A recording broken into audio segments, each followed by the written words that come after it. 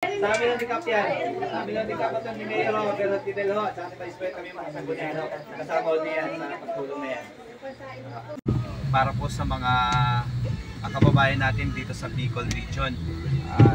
Nawa itong maliit na bagay ay tulong kahit papaano po sa kanila, lalo na po sa panahon ngayon.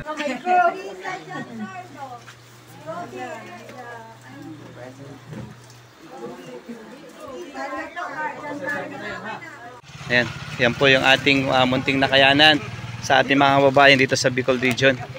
At si Brad Darrell na nag-message sa akin na ng isang araw pa natulungan natin ang ating mga kababayan dito. Nandito rin kasama natin si Cap Bobby Tarado. Yan si ate, sa mga leader po dito sa community ng Bicol Region. Ayan po.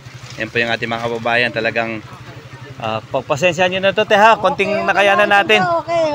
Maraming salamat. Yan po. Hindi mo kami nakalimutan. Ayun naman po. Basta sa abot natin makakaya, sa munti natin kakayanan.